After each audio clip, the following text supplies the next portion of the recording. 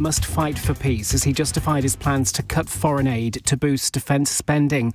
Sir Keir Starmer plans to increase it to 2.5% by 2027 and to 3% in the next Parliament. Veterans Minister and former Royal Marine Alistair Cairns told LBC the cuts to the aid budget are necessary. Just think from a perspective of the war in Ukraine, what that has cost to fuel and energy prices, what it has cost to grain and food prices across the world, and then equal that to the amount of people it's put into poverty, and then equate that to our aid budget and see the difference. It's significant. Hamas says talks on a second phase of a ceasefire deal aren't possible until 600 Palestinian prisoners are freed. The group says a delay in their release constitutes a serious violation of the agreement. Energy bills for a typical household will increase by around £9 a month from the start of April. It's the third consecutive quarter Ofgem has put its price cap up due to a rise in wholesale costs. And scientists have given the all-clear to Earth from a newly discovered asteroid. At one point, the odds of a strike in 2032 were 3%, but that's now down to 0.0027%. In the city, the FTSE 100s closed up 9 points at 86.68. The pound buys $1.26 and €1.20. LBC weather mostly dry with clear spells tonight with the odd lingering shower in the northwest and a low of -3. From Global's newsroom for LBC, I'm Daryl Jackson. This is LBC from Global, leading Britain's conversation. Cross Question with Iain Dale. Hello, a very good evening and welcome to Tuesday's Cross Question. I'm Iain Dale. It's 2 minutes past 8 on LBC. With me on the panel, to my left, Sir Ashley Fox, Conservative MP for Bridgwater, who I think is making his debut on the programme. I am. Welcome. Thank you. Next to Ashley is Dr Jeevun, Sandher, Labour MP for Loughborough, who's certainly not making his debut. He's almost become a veteran. Marina Purkiss is to my right, political commentator and co-host of the Global Player podcast, The Trawl. And Samuel Kasumu, social entrepreneur, former civil society advisor to Boris Johnson when he was Prime Minister. They are all here to answer your questions. You can phone or WhatsApp 0345 6060 973. You can text 84850, and we'd love it if you would watch us on Global Player. Call 0345 6060 973. Tweet at LBC. Text 84850. Cross Question with Iain Dale. This is LBC. It's 2 minutes past 8. Welcome to the programme, everyone. Let's go to a text question from Molly. Is giving up on international aid just a cowardly move from Keir Starmer to suck up to Donald Trump? And it says brackets here, or is prioritising defence a good idea? Jeevun, Sandher. I think it's the latter. These are clearly incredibly dangerous times, most dangerous times any of us has ever known. Keeping ourselves safe, keeping our European allies safe, means showing Putin we have the resolve and the resources to defeat him. Now, in terms of resources, we are much more prosperous than Vladimir Putin is. Our combined GDP in European aid to about 10 times as large. We have to convert those resources into fighting forces to deter him. And that's the next step of the plan. That's why the Prime Minister today set out the increase in defence spending. Look, the last 80 years of peace that we've enjoyed is not the norm of human history, it's the exception. And that peace was founded upon sacrosanct borders, strong militaries. Today is about building that strong military again. As was said in the House today, if you want to have peace, prepare for war. That's exactly what we're doing. That's exactly the right thing to do in these circumstances. I suppose some people, are, even if they support the move to increase defence spending, raise an eyebrow at a Labour government effectively halving international development spending. It's gone from 0.7 to 0.5 under the Conservatives, now to 0.3% of GDP. It's not a very Labour thing to do, is it? Well, yeah. Look, I used to work as an economist in Somaliland, one of the poorest nations on earth. It clearly is a very difficult decision. Keeping ourselves safe is the number one priority we have. Clearly, these cuts will have an impact. I would say on the other side of it as well, international aid does a huge amount. Child vaccination, it does save lives, but it's not the panacea and be-all and end-all that I think some people represent it as. So I was in Somaliland. Down the road is Somalia. Had $1 billion in aid. Was not able to build, if you like, a functioning state. So aid does great things, but it's not the panacea to everything. But at this point in time, a choice between our safety and that development aid, clearly the choice is for our safety. But I suppose it's a bit like the winter fuel allowance cut back in whenever it was, July. again, people thought this is not a Labour thing to do, and you're sort of stacking up these things that are not Labour things to do, and in the end, it's your own supporters, by and large, who might rebel against this sort of thing. Well, I think one of the proudest moments for my party, as well as for the country, was when we joined together in a national government during the Second World War. It was Attlee and Bevan who joined together to say, yes, we support that government, organising the trade union movement to ensure we increase defence production. So I think absolutely it's a Labour thing to do to increase our national security. On the other side, are there choices, for example, that we are confronted with that we weren't expecting? That's certainly true. It's not the thing I think we came into government expecting to do. It's not what I expected to be doing, but clearly this is the situation today, and defending our borders is the most important thing we can do. Ashley Fox. Yes, I support the Prime Minister's announcement. I think he's done the right thing. We support increasing defence to 2.5% by 2027. In fact, when Sir Keir Starmer came into Downing Street, there was a plan to do that by returning the size of the civil service back to what it was pre-pandemic. Now, he ripped that plan up, presumably because his union friends didn't want him to go through with that. So that plan was shelved. He's now nice consensus up to that point. I thought so as well. Well, no, he's now said that is a necessary policy. So the £5 billion a year cut from the overseas development budget is the right thing to do, but it does leave £8 billion missing from his sums, because he's proposed a £13 billion increase in defence expenditure, and he's identified £5 billion in savings. So clearly, as the opposition, will be asking the government to identify where that other £8 billion is coming from. And he did allude to difficult decisions in his statement. I don't know whether that refers to welfare cuts or benefit cuts. I suspect it does, because the welfare budget is the biggest single budget. But we wait for the government to say how they're going to fund the rest of that expenditure. How would you fund it? Well, Jeremy Hunt made a statement yesterday on the Ukraine statement, and he said that if we reduce the number of claimants to their 2019 pre-pandemic level, that would fund the necessary increase in defence. Now, I don't know if the Prime Minister is going to say that, but there are options available. OK, Marina Purkiss. So I agree with the position that we have to raise our defence spending, but what I find difficult to stomach is that it has to come from foreign aid. It feels like a real sinister, quite depressing state of affairs that actually to pay for our defence spending, we are going to take money away from some of the poorest countries in the world. This is money that's used to stave off famine and disease, and actually it upholds democracy in some countries. It actually stops migration as well, which I'm sure is something that, with a long-term view, we can all agree that it's something we need to keep doing. And you say, Jeevun, difficult decision. I actually think what we constantly see with Labour, and I really wanted to see good things with them, is they don't take the difficult decision. They take the easier decision, because the difficult decision would be to stop going for the people who don't have the broadest shoulders, who can't stomach these constant cuts, and instead go for the people that have got the broader shoulders. We've seen an explosion of wealth in this country, and we never seem to target those people when we should be. I think on that, but if I come back on that, our first priority and my first priority will always be the citizens of this country. I don't, by the way, agree that when we invest abroad, it does help us. It helps to reduce poverty in the way that you talk about, but it is true the defence of our nation will come first. So I don't think it's a question of broader shoulders. I think it's about defending the people of this country, and also about those taxes we've increased, for example. We think about ending the non-dom tax break. You think about ending the private school tax break. I think they were the tax on the wealthiest people to fund investments for everybody. Raise almost nothing. I appreciate that people want us to go further on those things.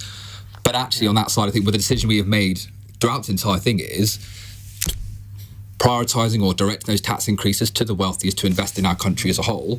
This is another decision today, and like you say, it is a difficult one, but it is the right one. There are so many ways that if you want to raise 5, 10, 15 billion pounds, there are all sorts of different ways that you can do it, as you know from your work as an economist.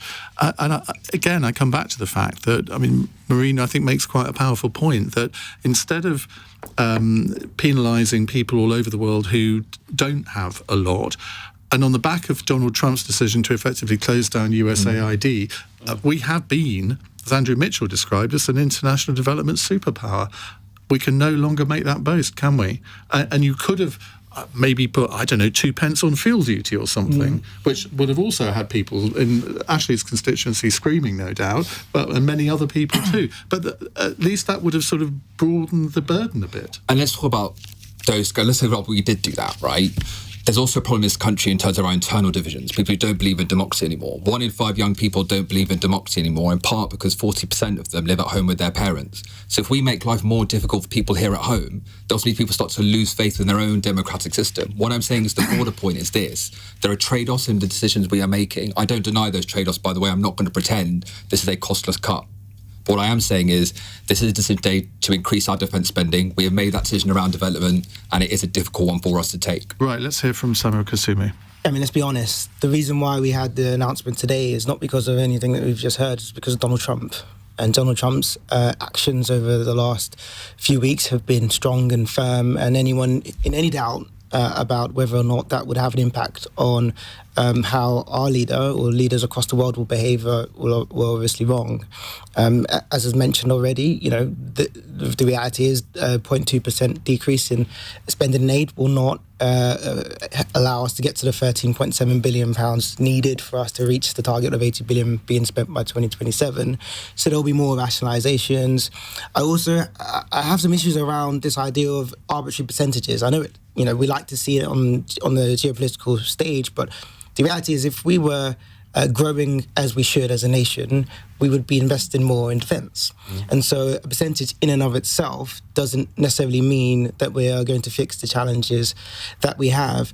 And in terms of spending on aid, I think the reality is if you go to a lot of these developing countries, and I spend an increasing amount of time there at the moment, you'll find that actually China's Belt and Road Initiative is what people look at as a source of hope and opportunity. Aid is simply viewed as a nice to have, to be honest, and the impact very often and the waste and the corruption very often means that people don't necessarily see where the money is going. And so I think there was always going to come a time when you had to have really important conversations about the use of public funds abroad, and now is just the time to maybe use that as an opportunity to redefine how we have our relationships with just on that point of China. We've got a follow-up caller, David in Enfield, who his question I think feeds into that rather nicely. David, go ahead. Yeah, good evening, everyone. Many third world countries, led by South Africa, oppose UK policy on Gaza. So will cutting foreign aid push them further into the Chinese and Russian orbits? I don't think South Africa needs much pushing in that direction. I wouldn't define them as a third or even developing country to a large extent. Of course, there are huge inequalities in South Africa. I suppose what I would say is what you get from China, maybe less so Russia, is economic partnership that is not judgmental. They don't question or query how people engage with human rights, for example, when they are apportioning resource. Whether that's right or wrong is, I guess, a question for another day.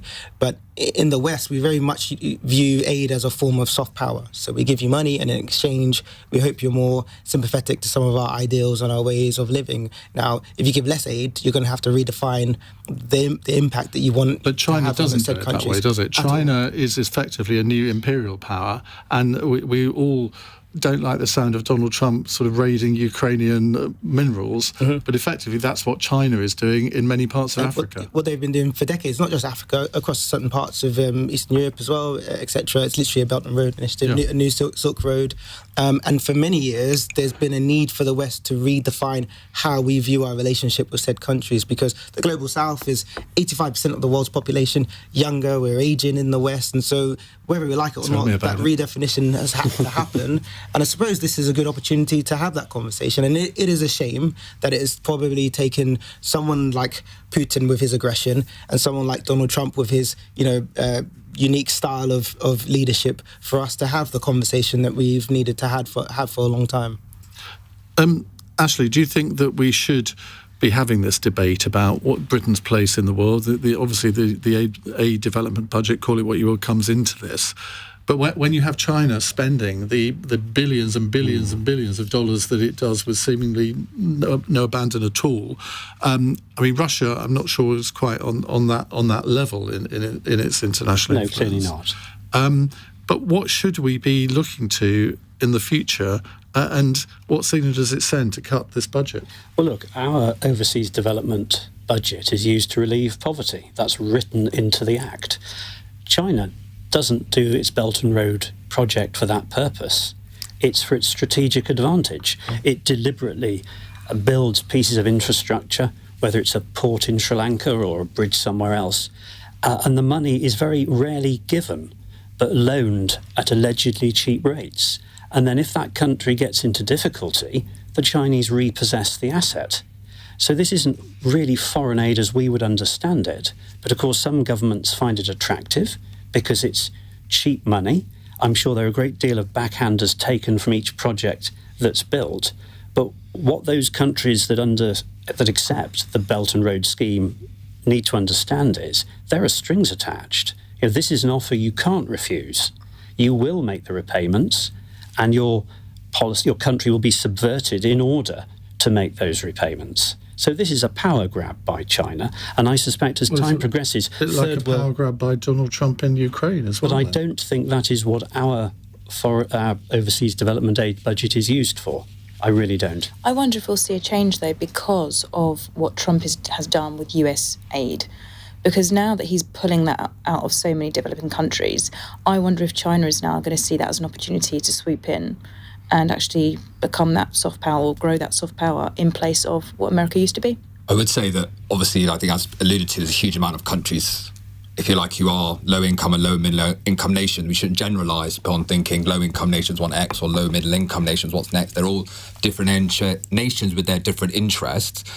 In my experience, people have very much appreciated the relationship they've had with the United Kingdom, with the USAID, etc., because they also realise that on the one hand, yes, the aid is an investment, but on the other hand, there is a sense of, if you like, a moral impetus behind that. When we're investing in child vaccinations, we're not doing so because we expect a return to come to us, because we're saying, actually, saving lives is good, but also if we live in a planet with fewer people that are poor, that benefits all of us. They produce more there, we trade more, we live in a better world. There's a huge amount of that we shouldn't forget, and also our own democratic ideals.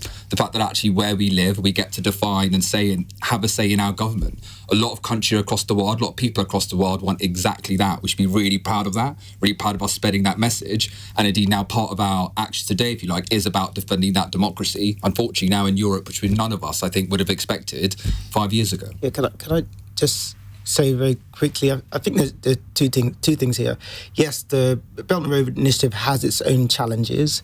And so the argument that I've had for many years is not that we need to replicate the Belt and Road Initiative, but we need to redefine our relationship with countries that are aspirational, that want to grow, in fact, whose economies are growing, and they don't want to be seen as a country just taking handouts. And very often, actually, the vast majority of the support when it comes to vaccinations, etc., are being driven in country by governments or by people sending money back. But do you know we'd help those countries so much more with free trade agreements, exactly, rather than handouts? Exactly. So our own relationship. The second thing I would say is my biggest challenge with the current administration is they came in to power and they had, Keir had 4 or 5 years, obviously been in opposition for 14 years, and there's no holistic plan, there's no holistic vision. And so, fine, we're increasing expenditure in defence today, but then at what cost? What's coming? What's the trade-offs? There's no evidence at all of critical thought. And even today, we do not know where the remaining 8 billion pounds is going to come from. We just do not know. Just on the figures very quickly. It's just a very quick thing. It's a 0.2% reduction of GDP on aid. It's a 0.2% increase on the defence budget. It's a straight read across. On the broader question, onto strategy, look, you've seen the trade-offs today. The trade-off is very clear, and I think what there's a entire discussion about, it's been about that trade-off. In terms of our missions for government, I think you've seen them, getting economic growth, ensuring that we have a healthier workforce and getting crime down, having clean energy. We've talked about those missions a lot. We have a way we're going. It's exactly the work we've been doing in government and will continue to do going forward. Right, we'll move on to some very important subjects in just a moment. It's 19 minutes past 8. This is LBC. We all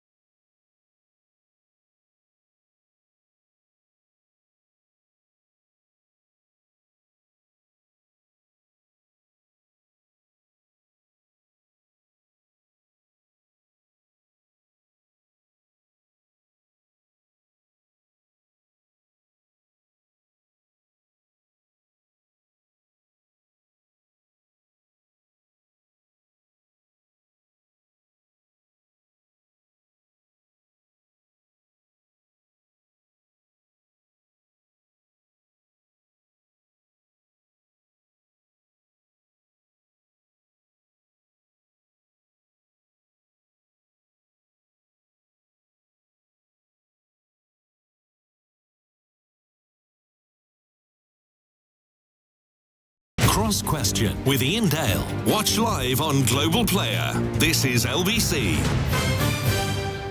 20 past 8, let me reintroduce you to our panel. Dr. Jeevun Sandher is Labour MP for Loughborough, Sir Ashley Fox, Conservative MP for Bridgwater, Marina Purkiss, political commentator and co-host of the Global Player podcast, The Trawl, and Samuel Kasumu, social entrepreneur. Marina, The Trawl.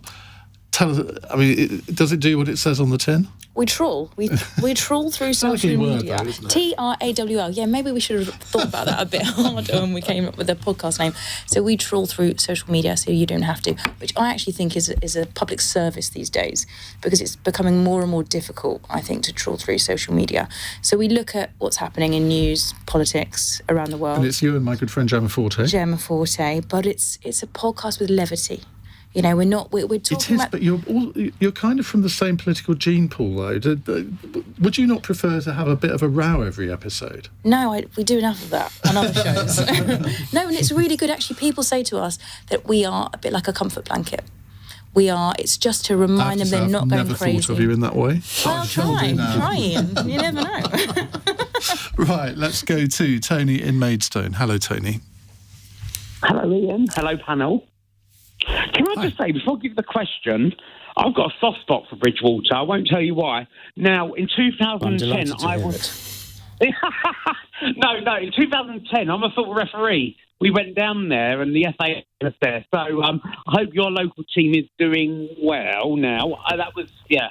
But anyway, my Tony, question... get on with it. Yeah. Right, my question... Stop it. Right, my question is...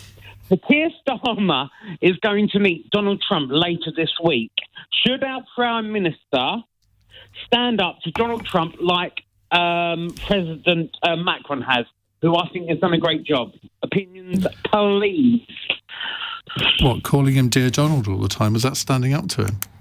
Eh? Well, he corrected him once. Well, he did correct him to his face on camera. You're absolutely right. When Donald Trump tried to claim that Europe would get all the money back it sent to Ukraine. Marina, let's start with you. Oh, it's a tricky one because Macron and Starmer are very different animals.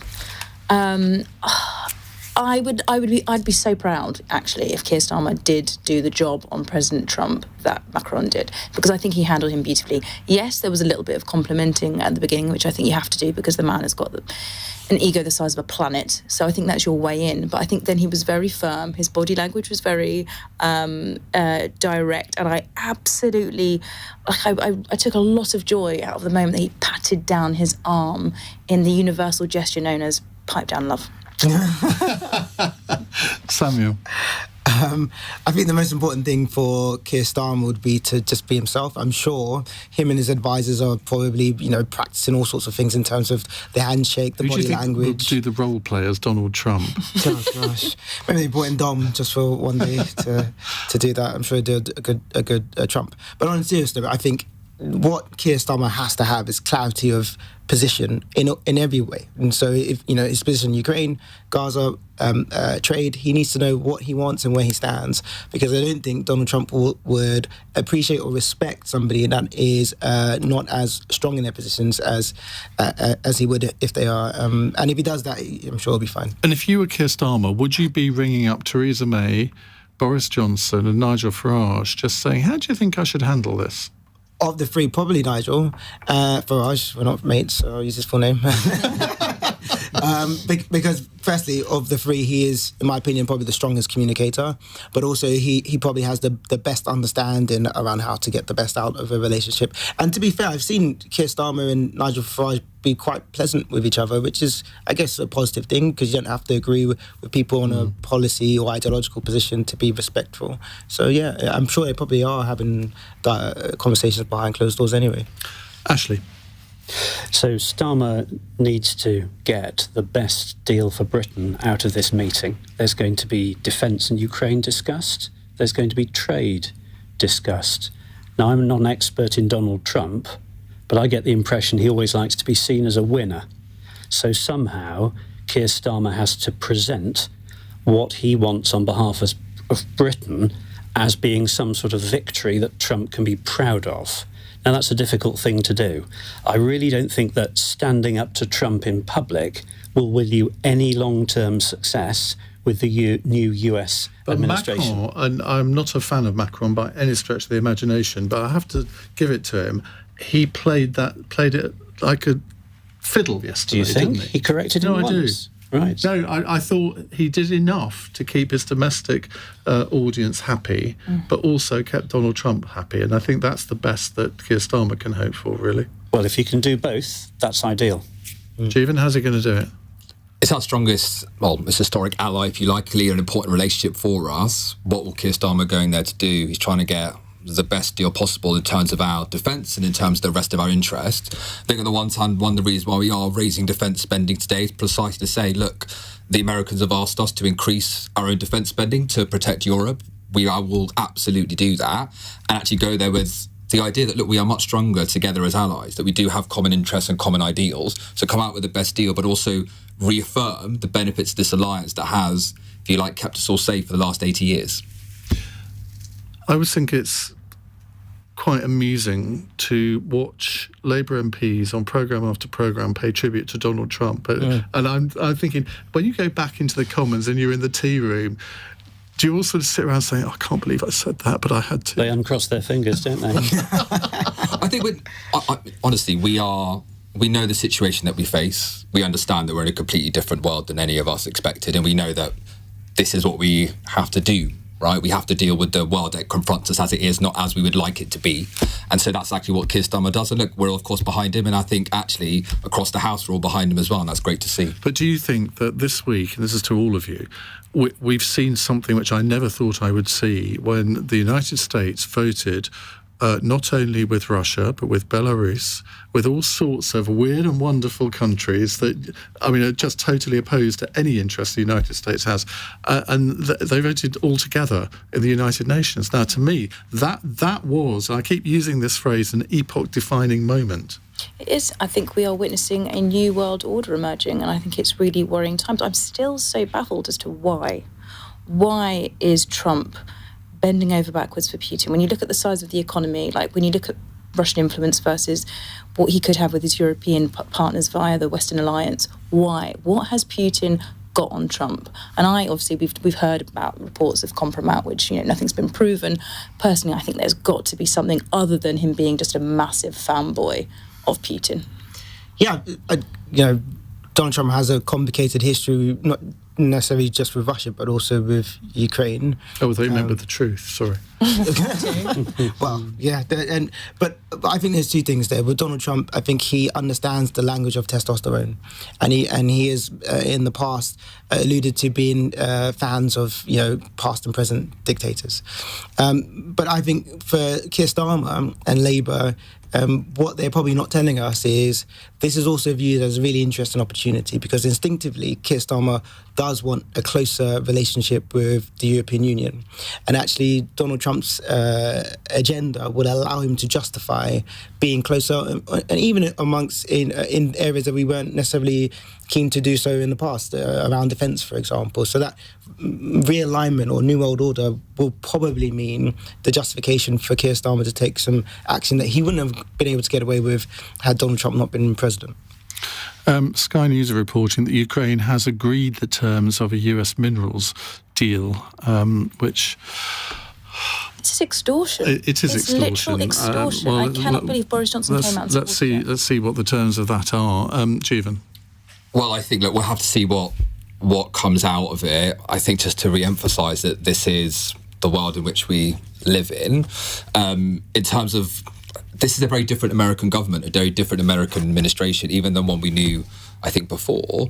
But I would say, on the other hand, there is a distinction, between the rhetoric and the action. So whilst we're talking about these things, what really matters at the end of this all is, what is the aid that is going to Ukraine? If there is a peace deal that comes soon, what is the shape of that? Is there a security guarantee? I would look at the concrete outcomes, if you like, as opposed to things that are just said. I think you want to look at the actions in particular to see where we're going to end up in the years and decades to come. I think the vote at the UN was a disgrace. I think it's shameful that the United States voted as they did, because clearly this was an unprovoked attack. Russia is the aggressor, and we support Ukraine's right to defend itself. We support their right to get back all their territory. Question now, why did Trump do that? Well, I imagine it's some part of a strategy frighten the Europeans, and I include the British in that, to pay more for their defence. He wants us to believe, and I think the whole of Europe now believes, the US isn't going to protect us. We need to spend 3% of GDP on defence, and he's determined to achieve that. And on the mineral deal, I actually think that's in the long-term interests of Ukraine, because it's going to give the United States a large financial interest in protecting Ukraine's integrity. So I perfectly see the logic of that deal. And in fact, Zelensky had offered something similar before Trump came along. This was a Zelensky initiative years ago to try and draw the United States into its defence in its own interests. To that value, he would never have agreed to that. It is more, they've made it, there was an analogy that, or a comparison to the Treaty of Versailles, and it is worth more than the reparations of the Treaty of Versailles, which were for an enemy, not an ally. And given that Europe has actually paid in more than America to the defence of Ukraine, you wonder what we're going to get out of it. And I think I know the answer, and that begins with a zero. But there we go. We will move on to some domestic issues in a moment. If you've ever had your mobile phone stolen, you'll be interested in the next question. It's 8:31, news headlines on LBC with Amelia Cox. The leader of the Liberal Democrats has told LBC he fears cutting overseas aid to boost defence spending risks damage to the UK's soft power abroad. Sir Ed Davey's been speaking on Tonight with Andrew Marr after the Prime Minister announced plans to increase the budget to 2.5%. Hamas says Israel's delay in the release of 600 Palestinian prisoners constitutes a serious violation of the ceasefire agreement. They were due to be freed last weekend but were held longer over the treatment of hostages released by Hamas, who were paraded before crowds. And a woman has admitted committing fraud to complete UK citizenship tests on behalf of 13 people. The Home Office previously revealed 61-year-old Josephine Morris used an array of wigs and other disguises to pass off as other applicants. LBC weather mostly dry with clear spells tonight, with the odd lingering shower in the northwest and a low of -3. This is LBC.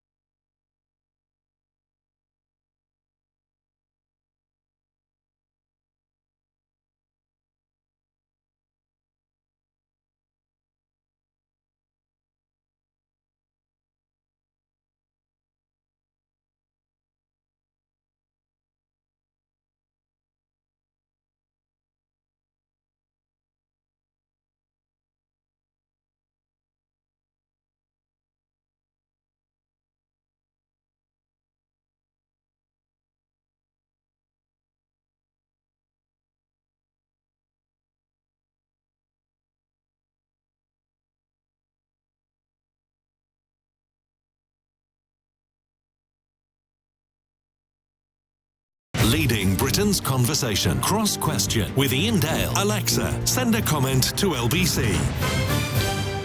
Let me reintroduce the panel. Dr. Jeevun Sandher is Labour MP for Loughborough. Sir Ashley Fox, Conservative MP for Bridgwater, with a very successful football team. We've just learnt from Tony Maidstone.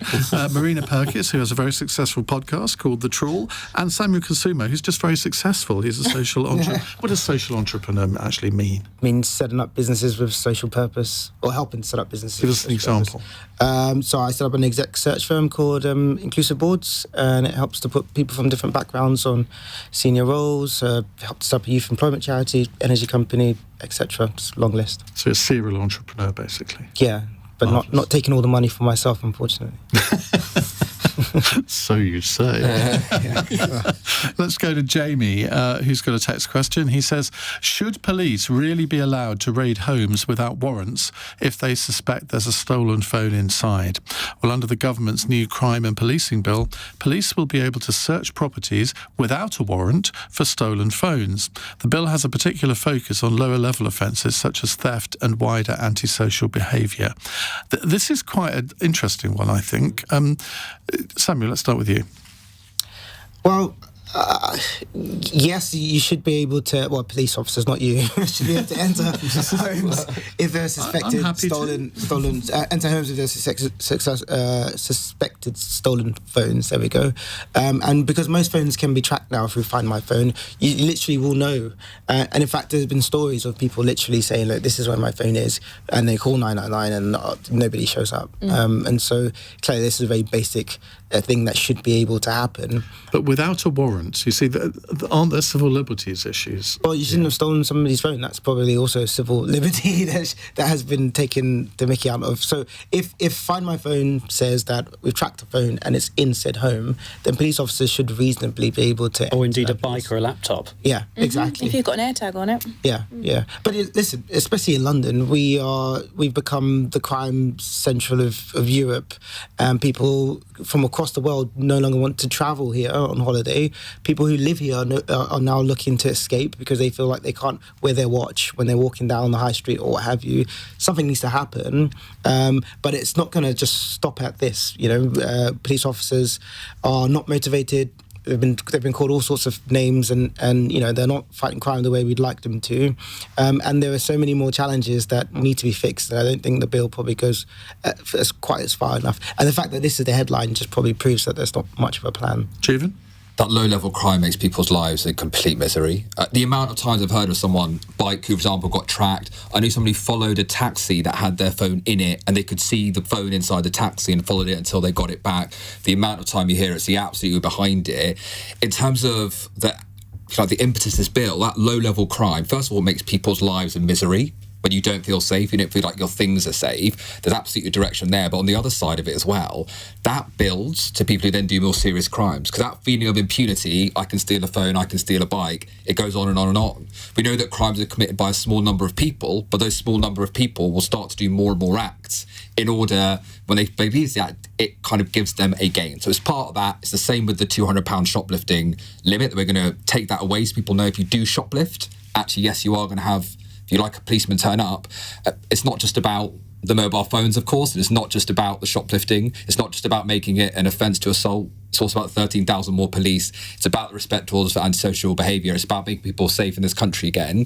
In my constituency, violent crime tripled in the 5-10 years before I came in as a Labour MP. Clearly something we have to work on to get down. So it's not just about this, but it's an incredibly important part of making people feel safe in this country, and indeed as well in London. And you have no concerns about the civil liberties argument? I think the guidelines will be there, but on the other side of it, if you could see the phone inside the house, and there's going to be guidelines around it, and you can see the impunity on the other side, there's a pretty clear, I think, balance, if you like, of But isn't this open to abuse, where a police officer might be searching for something else, and they could just use this as an excuse, saying, well, we believe that there's a phone in here, and they come in under that pretext, but actually they're there really for something else? I think you need a digital signature. There really the big difference, because a police officer's going to go, look, I think my Nokia 3310's in there. It has to be a fancy phone with a fancy tracker. So you'd have a digital record of, I think the phone is in there. And I think for that reason, the guidelines have to be around it. Look, there'll have to be guidelines, right? But I think on the balance of this, the impunity of low-level crime and the amount that it costs people to just not feel safe. Okay. So we have to combat. Ashley? Yeah, I'm with Jeevun. I support that entirely. Providing today. there is, some evidence, and of course it's going to be the mobile tracker. Don't you have a hankering for Andrea Leadsom? I know. Andrea was on when Jeevun was on before, and they had a bit of a needle match. Really? Yeah, quite a lot. I'm very amenable. So I think the police officer clearly can't just knock down someone's door because he thinks there's a phone there. There has to be some evidence. That evidence is the tracking device. If he's got that, I think it's reasonable to search the premises, because look, these people don't take one phone. They take 10 or 20 in a day. It's an industry for them. Whether that's for organised crime or to feed a drug habit, we need to stop it. And the police need to be empowered to do so. Yeah. Last Wednesday night, I left my phone on the train going home. Never expected to see it again. And the guard actually found it and handed it into the lost property office, which... Good. Restores your faith in This, human. ladies and gentlemen, is the phone. And of course, I didn't discover it, or they didn't tell me they had it until the Friday. So by that time, I'd blocked it, changed it, my number onto a different phone, but it wasn't stolen. So It might be because you've got a lovely picture of a dog on it. I do. Yeah, And that might have helped the person feel some empathy for you. What do you think about this? I think it's a good thing. In fact, I tweeted about it just with the word good, because I think, don't get me wrong, I'm a little bit concerned that there could be some overreach. And if you just look across the Atlantic to, the US, and you see how, the FBI is being politicised, and if we were that kind of country, I'd be more worried. But given where we are now, I'm not. And I think the benefit that will come from this, from putting people off from this type of crime and just helping people with that, God, the frustration. My husband's bike got stolen from a bike lock place in Ealing Broadway town centre, where you're supposed to park and ride or whatever it's called. And there's absolutely nothing he can do. So that feeling that actually you can action this and you can get your possessions back, I think is worth it. Yeah. Well, we're going to be talking a lot more about this after 9 o'clock, getting your views on it. So if you have strong views on that, you can book your call now on 0345 6060 973. Let's do this one quickly, 45 seconds each. It's a text question from Luke. Environment Secretary Steve Reed didn't get a great reception at today's National Farmers Union conference, but he said he's listening to farmers. Do you think he is? Jeevun, I'm not going to come to you first because you're obviously going to say yes. Let's go to Ashley first. No, he's not listening. And in fact, the Treasury had the NFU and others in for talks last week. Specifically, one assumed to offer some sort of concession to this awful policy, and they offered nothing at all, just justification that the government was right. I think the policy is a disaster. It hurts our food security. It will hurt family farms. The government should change its mind. Yeah. I think that's been disproven, hasn't it? The amount of farms that are going to be hit by this inheritance tax change is minimal. Well, that's the Treasury figures. That's not what the farmers say. Also, to explain to me, I don't understand how in this country where we can look at young people who've got smartphones or people on benefits who've got flat screen TV and we can call them, that they've got too much and we can take from them, but we can't expect farmers to pay the same inheritance tax as everyone else. What you don't understand is that farming is capital intensive. So many aren't. Some of it's, the Jeremy Clarkson example, so many of these farms are bought to avoid paying inheritance tax. Those people need to be able to... Very few farms are bought for that purpose. But imagine you have a farm worth £5 million. You have an allowance of £3 million, so you're going to pay 20% tax on £2 million. That's £400,000. You can pay back over 10 years. Now let's imagine that farm, £5 million capital value, is producing a return of about 1%. That's £50,000 a year, on which you'll pay income tax. You have to pay that tax bill of £400,000 out of an income of £50,000 a year. Yeah. That is all your income for the next 8 years, and you have to live. And I'm afraid what you demonstrate is the lack of understanding that the Treasury shows as to how farming is financed. Yeah. And it's people that don't understand that are making these decisions. And this is why the farmers in my constituency are so livid with the Treasury. Yeah. They simply don't understand what's going on. Just to add to that, I mean, everything I was going to say, you've just said. Thank you. And, having a Secretary of State, and I love Croydon. I was a parliamentary candidate in 2017. I ran against Steve Reed. But having a Secretary of State from Croydon... Yeah, not many farms in Croydon. Not many farms at all. Being responsible for such an important area is probably a challenge, and I think he's showing his ignorance. Yes. Farmers have had to contend with, yes, we left the European Union, whatever your views on that, but the loss of cap payments, they're having to adjust to a new normal. They've had inflation to engage with, supermarkets having price wars they've had to contend with. They've had a torrid time over the last few years. This is not going to help to encourage them to continue to try and be good farmers. And in terms of the overall volume volume. Some people say it's about 500 farms, so others say up to 70,000. The reality is one farm could be 70, 80, 100, 200 acres. You're not talking about, someone's house and whether or not they're paying inheritance on that when they live in London or whatever. The context between urban and rural couldn't be more striking, and so there's a need for better understanding. And the case for the defence. Well, of course, first of all, Steve Reed's portfolio is farming, rural affairs, and I don't think that stops him, but also environment as well. And we should also take, like, during the flooding, for example, I had it very badly in my constituency. Steve came there. So actually, Steve is the Secretary of State for the whole department. Daniel Zeichner, who is the farming minister, of course, I think was our only rural MP at the last election. Hang on, he's Cambridge. That's not exactly rural. Oh, no, but he has the area outside. So he's come from a farming didn't he say that farming wasn't anywhere near the top of Labour's priorities? Which wasn't very helpful, was it? I don't know 87 words in the manifesto. but more broadly on this side of it, to get into the nub of it, yes, we are listening, and also about the investments we're making to help people produce more on their farms. 5 billion over the next 2 years. The most defined budget has been, I guess, 200 million on animal veterinary services, another 100 million on other measures. The measures we're taking, if you like, are to increase productivity. But of course, we are listening to farmers because they grow our food.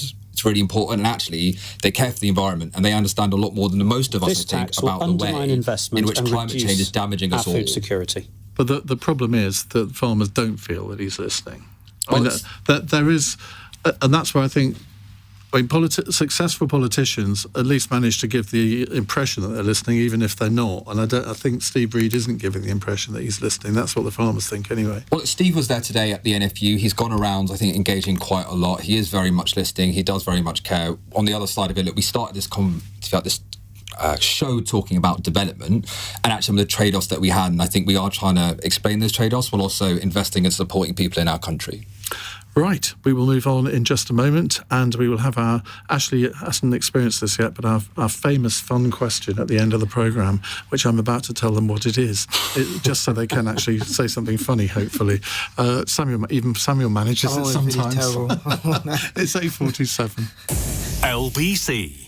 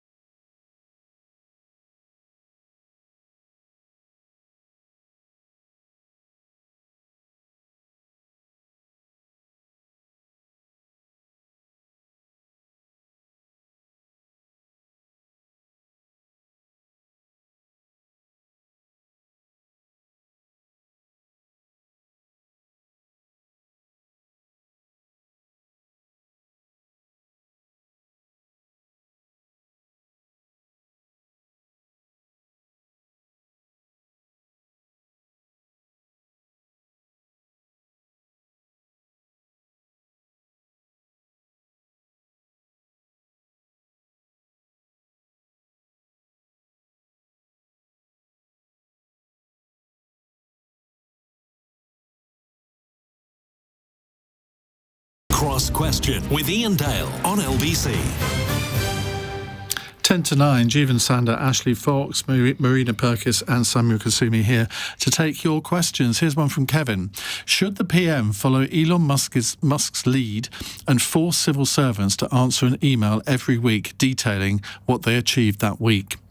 Now, there was confusion around whether this email would lead to government employees being sacked if they failed to reply.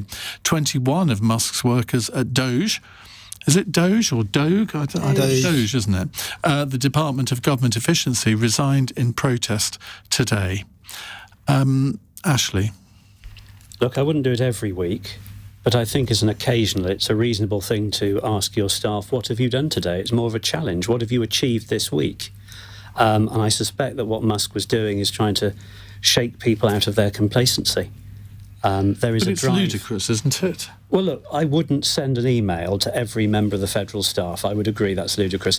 I think on an occasional basis to ask your staff to do that, but perhaps do it in a slightly more collaborative way. But if my boss sent me an email saying, please tell me what you've done this week, I'd say, dear boss, I presented 4 3-hour programmes this week. Yours sincerely. Well, then that does the job, love doesn't Iain. it? But you see, maybe there are some federal staff and they don't know what they are doing. I just find it utterly bizarre, Jeevun. Well, they'll come up with a list of tasks, but that's not what you want. I would not do that, basically. Basically, what I do with my staff, they say, look, here's what we're trying to achieve. Here's your kind of objective within that, and I'll find a way forward. And by the way, let me support you in whatever way I can. Is this a realistic way? And we work through it together.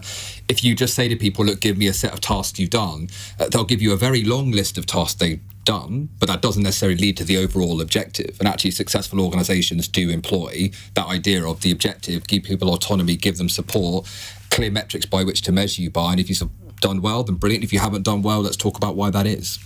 You've worked as a civil servant, haven't you? So, I mean, if somebody emails you as a civil servant, say, what have you done this week? Well, you can say, well, I'm actually working on a project that's taking 6 months because we're developing a policy in this area, and we're developing the policy. Thank you very much and good night. Some of my work at the Treasury was doing some complex modelling, basically. So someone asked me, I said, I've done this incredibly complex modelling. Was it on modelling. cutting the winter fuel allowance? It was around distribution analysis. It was actually very, very exciting. It was around what? Distribution analysis, how public spending affects different people. It's very exciting. Actually, the modelling was very difficult. But that would be the answer, right? And everyone would look at me and go, OK, then. So it was important. No wonder you wanted to be a politician, right? I'm a very fond stats-driven guy, yes. I love Marina. I think it's terrible that he's doing that. And firstly, if you can craft a well-written email explaining what you've done and you're doing that instead of your actual work, I think that's not the way to go. But also, I can't imagine someone not having anything to show for it. And like you said, Jeevun, it's a managerial approach. It's not for some person up here to ask someone, at the coalface what they've achieved. It's for the managerial layer and the managerial layer above that to actually, where I work, there's absolutely no way you'd get away with not doing anything. You have a job? I have a full-time career in tech. Are you joking? Look, so many people think I'm this bored housewife. She doesn't just troll social media. No, I just thought your podcast was your life. No, absolutely not. I squeeze that in. I'm supposed to be sleeping. Samuel? Yeah, I feel like the context is, in the UK we have about 400,000 civil servants. In the US and the federal government, I forget the figure, but it's definitely, over 1 million. And so inevitably there will be a lot of people there who nobody knows what they're up to. In fact, it's very likely there are a few people there who are doing nothing. And actually that email will probably be a reminder to people that, hey, maybe perhaps I'm not a very good use of taxpayers' money. And so I don't think it's a bad thing. He's probably got this grand idea of using all of the responses to analyse some data and saying, well, this is where we have inefficiencies, etc. Good luck to him. And I think actually in the UK we probably should ask civil servants more often what they've been up to. Not because they aren't up to anything, because obviously I know they work incredibly. Good luck to him. You've just told us what you do, right? He would scrap your entire company because it's DEI focused. No, not really, because it depends how you define what we do. Research when we find good people. Yeah, he's getting rid of cancer researchers. We place white males on boards as well. In Musk's world, I think it is very important for everybody to take very seriously the use of public funds, and that includes salaries being paid. But there is this idea that some civil servants just don't work hard enough. They don't work the same way that the private sector works. And you see this with this whole argument about the fact that so many civil servants are actually refusing to go back into the office after COVID, and there's apparently a strike ballot, I think, on this. Which is astonishing, isn't it? Well, I think it's astonishing, but I think they should be required to come in a certain time during the week if that's what their manager requires them to do. There's no right to work at home. Yeah, I would just push back a bit and say actually there are also inefficiencies in the private sector. But what you have in the private sector very often is people reviewing their workforce, making sure that they are operating in a way that results in a profit or surplus or whatever you want to call it. Whereas in the public sector, you're not necessarily always pushed in that direction. And so you have this situation where there is always excessive waste, dare I say it. And this is not just me, I'm not attacking the current government, even under Tories, there was, even despite the rationalisations under David Cameron, to this day you could find areas where there was waste. And it's just so difficult because it's a big beast to manage. And so I'm not saying everything Elon Musk is doing is correct, but somebody needs to be a bit radical if they're going to be able to get the maximised productivity from their workforce. And we have to do the same here. We're not going to be able to pay for defence or any of the things that are Labour priorities if we continue down the road of being inefficient. I think West Streeton has actually been quite sound on this himself. You know, we have to ask ourselves some tough, uncomfortable questions, including what are our civil servants up to?